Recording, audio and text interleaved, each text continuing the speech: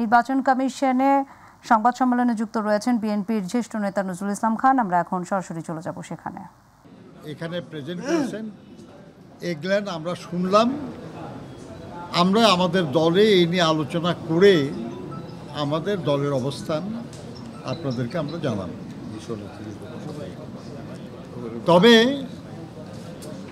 2014 সালের নির্বাচনেরও আগে, যেটা নির্বাচন হয় নাই আসলে, তারও আগে এই নির্বাচন কমিশন আরপিও সংশোধনের একটা উদ্যোগ নিয়েছিল।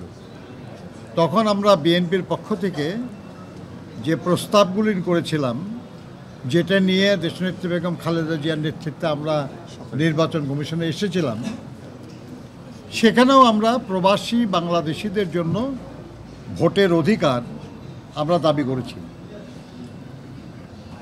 এরপরে 2016 সালে বিএনপির চেয়ারপারসন দেশনেত্রী বেগম খালেদা জিয়া যে ভিশন 2030 ঘোষণা করেছিলেন, সেখানেও প্রবাসী বাংলাদেশিদের ভোটের অধিকার দেওয়ার কথা বলা হয়েছে।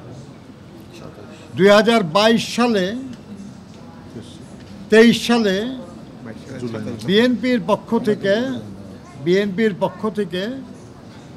27 দফার রাষ্ট্র সংস্কার বা রাষ্ট্র কাঠামো মেরামতের রূপরেখা আমরা একটা ঘোষণা করেছিলাম।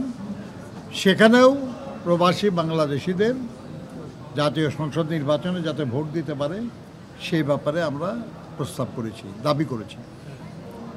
এরপরে আমাদের যুগপৎ আন্দোলনে রত যেসব রাজনৈতিক দল, সবাইকে সম্পৃক্ত করে তাদের সবার সম্মতি নিয়ে 2000 জুলাই মাসে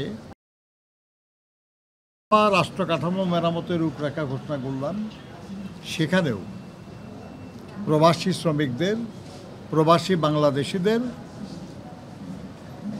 বাংলাদেশের নির্বাচনে অংশগ্রহণ করার অধিকার আমরা দাবি করেছি। দর্শক, নির্বাচন কমিশনের সংবাদ সম্মেলনে ছিলেন বিএনপির জ্যেষ্ঠ নেতা নজরুল ইসলাম খান। আমরা এতক্ষণ সরাসরি যুক্ত ছিলাম সেখানে।